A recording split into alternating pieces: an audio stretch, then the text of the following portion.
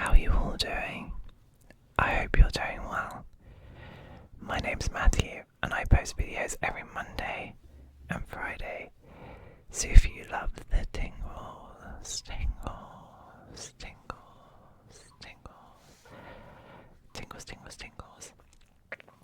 then please don't forget to hit that subscribe button because you are in the right place.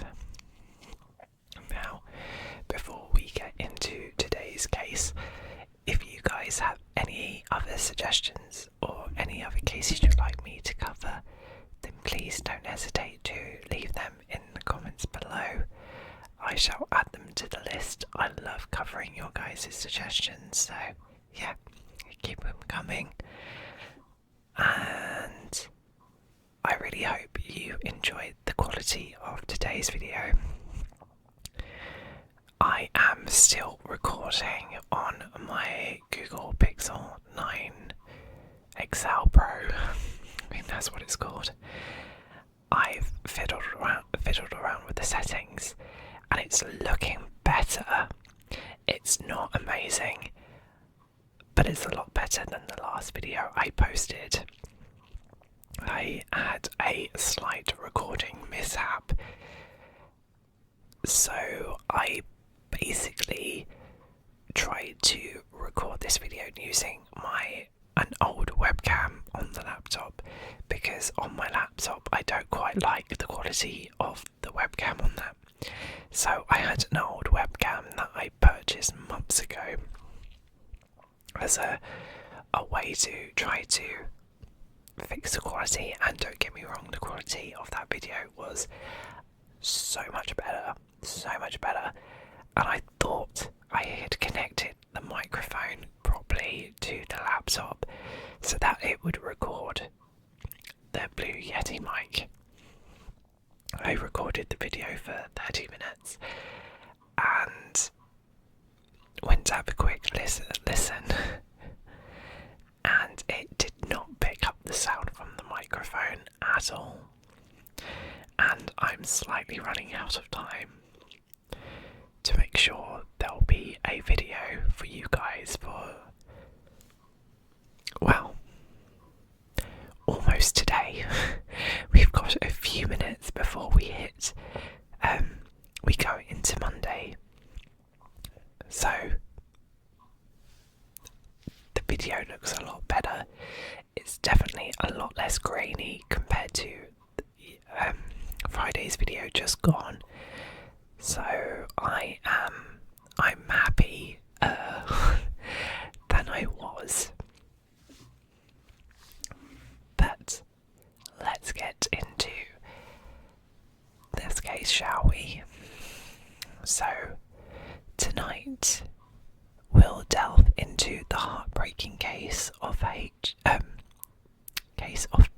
Hedgepeth, a bright young woman whose promising life was tragically cut short. So sit back, relax, and let's uncover the details of this case together. Faith Danielle Hedgepeth was born on September 26, 1992, in Warrenton, North Carolina. She was a proud member of a Native American tribe.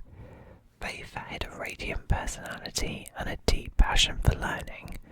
Her dream was to become a pediatrician, and she worked hard to make that dream a reality. Faith's family described her as a caring and determined individual. She was known for her courageous laughter and her ability to light up any room she entered. As a dedicated student, Faith excelled academically, often balancing her studies with her involvement in her tribal community and church activities. She had a strong support system of friends and family who encouraged her every step of the way. Faith also had a love of writing and music. She kept journals filled with her thoughts, aspirations and reflections on life. Her family has said that that she found solace in expressing herself through words, and often turned to music to uplift her spirits. Faith was not just academically gifted. Academically driven, but also deeply connected to her cultural heritage. She took part in tribal events and was very proud of her identity as a Native American woman.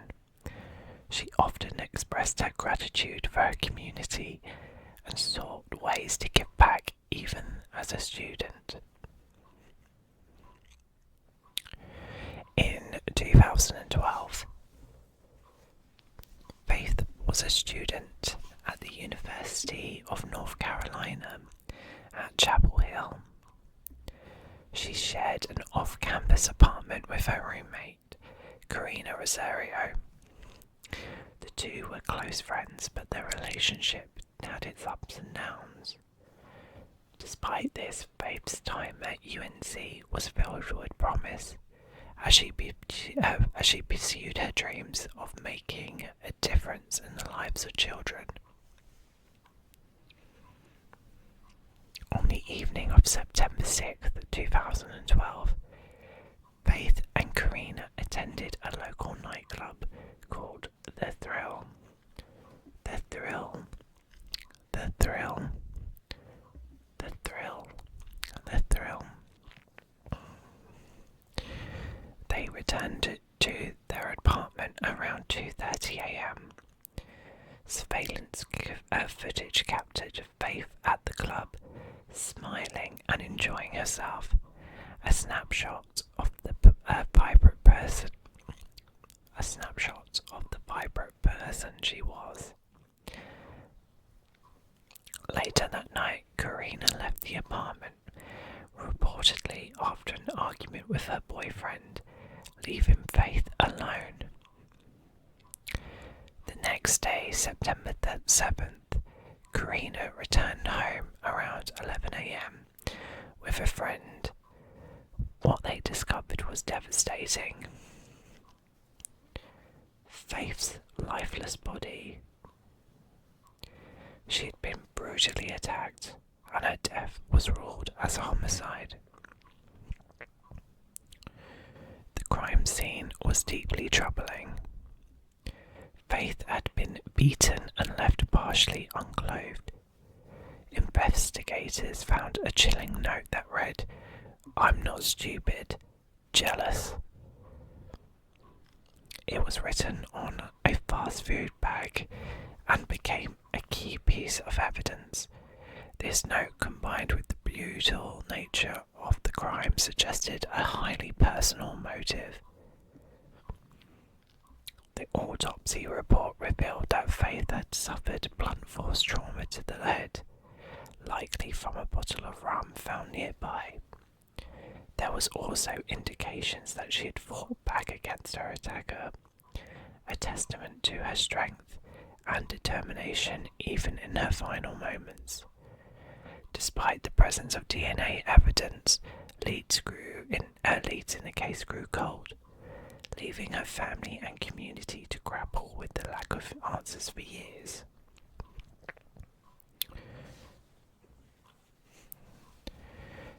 Police collected DNA from the scene, but for years the case remained unsolved. Despite hundreds of interviews and numerous tips, the lack of clear suspects frustrated her family, friends, and community, who tirelessly sought justice.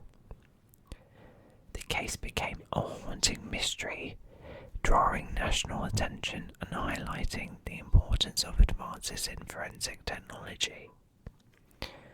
But in 2021, nearly 9 years after her death, a breakthrough came. Police arrested Miguel Enrique Salguero Olivares. I've butchered that, I'm sorry. a man whose DNA matched the evidence from the crime scene. He had no known priors.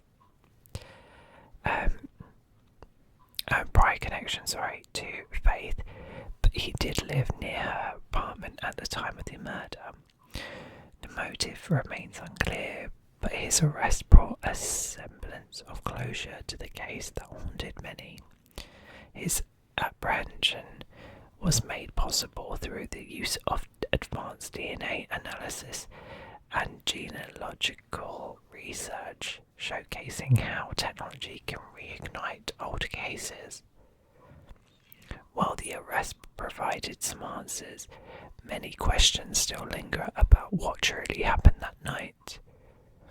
Investigators believe that there may have been additional people involved, or witnesses who have yet to come forward. Faith's family continues to advocate for complete transparency and justice in her case, hoping that one day they will fully understand the events leading up to her tragic death.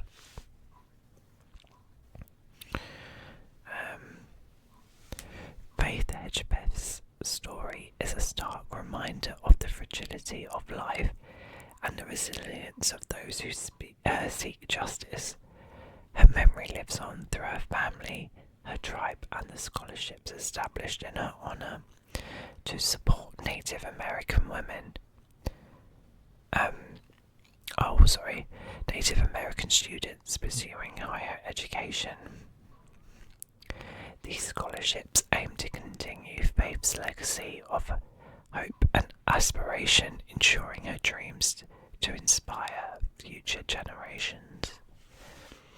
I just want to bring up another article because it's got some more information about Miguel's arrest. I can't talk today, I do apologise. It's this one, wasn't it? Sorry, my hair's getting in my eyes. Okay. So, when was this case?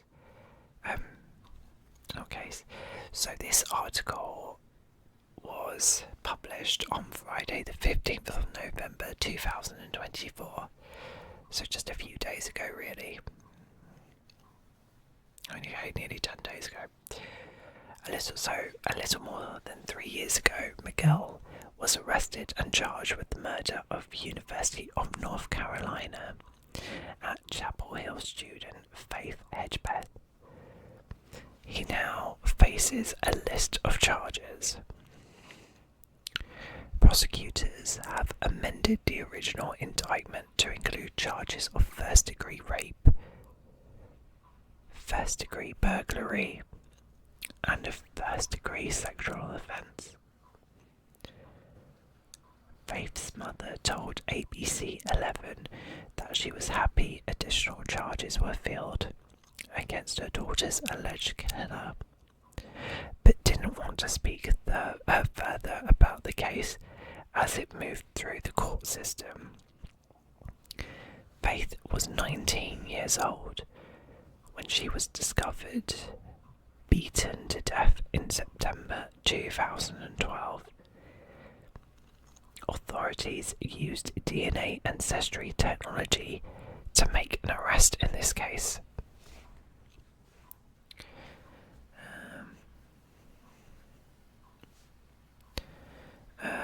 The Durham County District Attorney's Office did not want to comment on the new charges. Town of Chapel Hill spokesman Alex said in a statement, Faith's murder impacted our entire community. Our thoughts remain with her family and everyone else affected by this tragedy. Miguel is being held in Durham County Jail without bond. So that was this article. There was another one that gave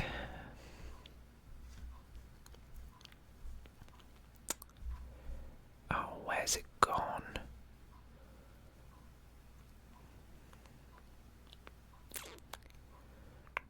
Oh, it might have been this one. Oh yeah, I think I found. Sorry, I've gone back to it now.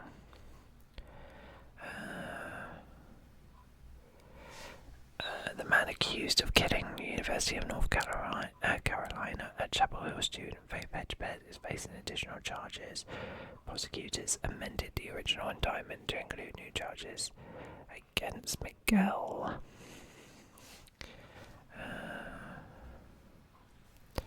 On September 16th, 2021, Chapel Hill police arrested and charged Miguel with the murder on 16th of September 2021.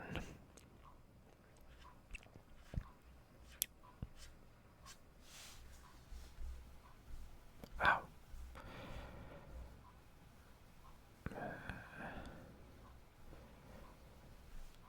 That's not it.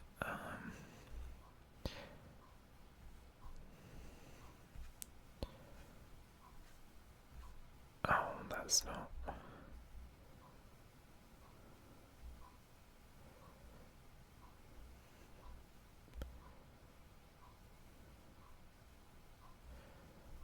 That's the article I really wanted to look at. It's not letting me look at it. It wants me to pay $2.99 for. Was it $2.99? Oh, subscribe now for only 99 cents for your first 2 months. No, I don't want to do that. But I found an article that had a really good quote from Faith's dad that I would like to cover, so but I'm not sure I'm going to be able to bring it up, unfortunately. That's going to be annoying. I don't think. Was it this one?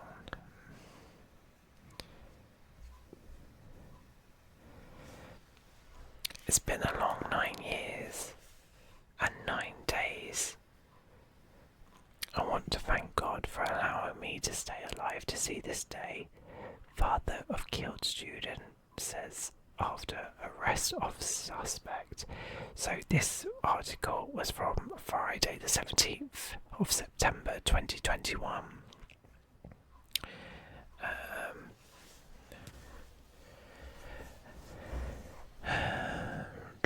A 28-year-old man has been arrested for a 2012 murder.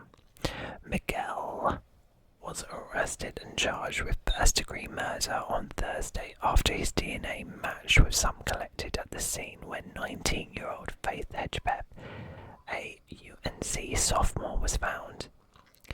Ms. Hedgepeth was last seen alive at 4 a.m. on 7th of September 2012 when her roommate left their apartment on Old Durham Road in Chapel Hill. The roommate returned around 7 hours later and found Miss Hedgepeth covered by a blanket on top of her slightly askewed mattress, with large amounts of blood, according to the autopsy report.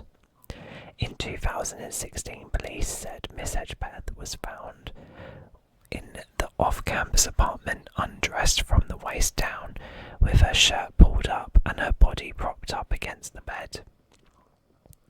She'd been beaten to death and possibly raped. A note written on a fast food takeout bag found near her body said, "I'm not stupid," and also included the words "bitch" and "jealous." Assistant Chapel Hill Chiefs of Police Cecilia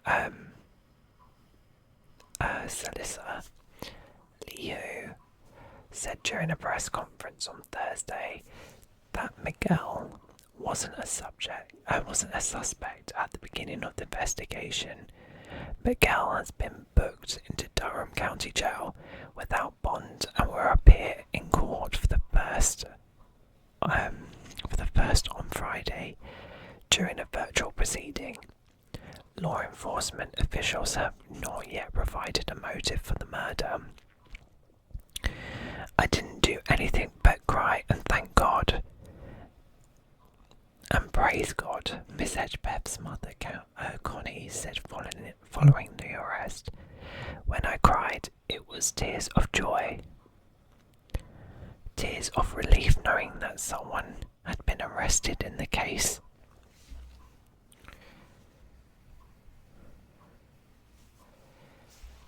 Miguel's mother told WRAL that her son didn't attend UNC Chapel Hill and didn't have many friends at the university.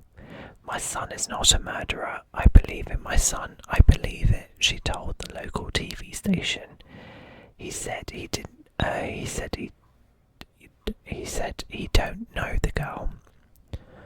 Investigators found semen on Miss Hedgepeth, but have not said if she was sexually assaulted before she was killed. Male DNA found elsewhere in the apartment matched the DNA from the semen. A composite description of a man was made in 2016 based on the DNA. North Carolina Attorney General Josh Stein, a Democrat, not sure if this is important or not, said during a news conference that DNA from Miguel matched samples taken at the crime scene. Chief Liu said the suspect also matched the description made from the DNA. This investigation is not complete. Our work is not done, she said. We will continue to work this case until every lead has been extinguished and parties that have a role in or knowledge of this tragedy are brought to justice.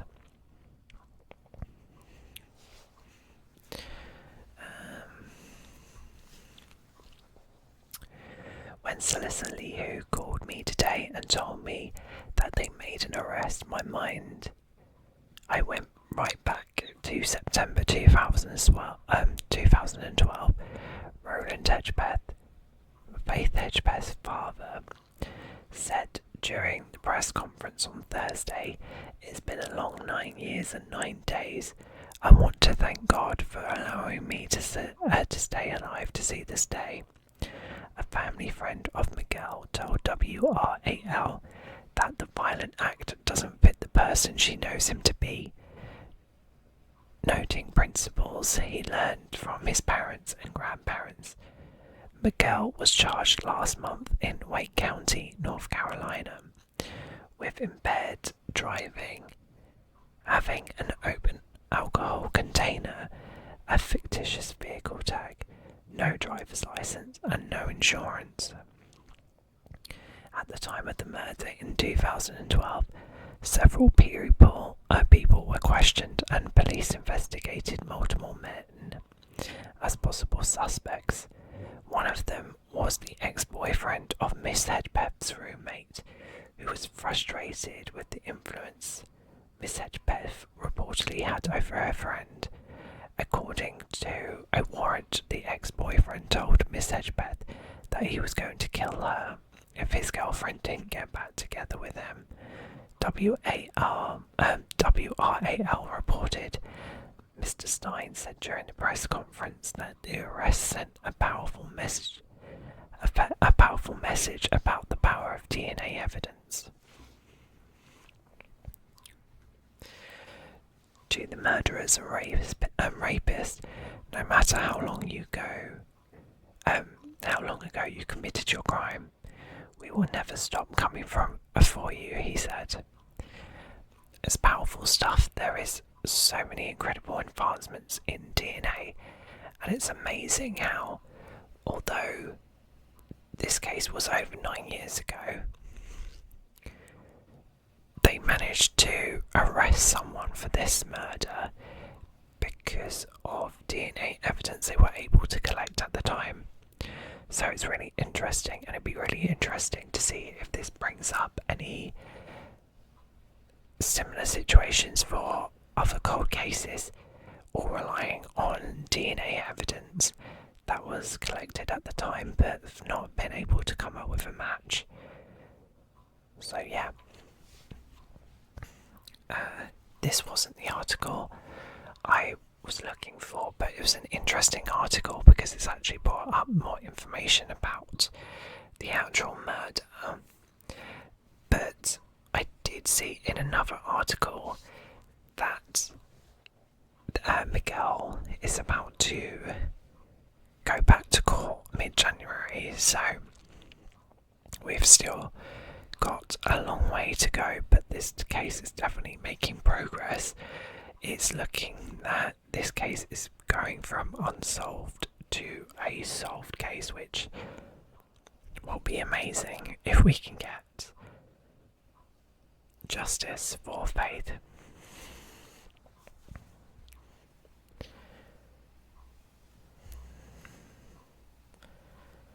But thank you for listening. I hope this true crime story not only informed you, but also honoured Faith's life.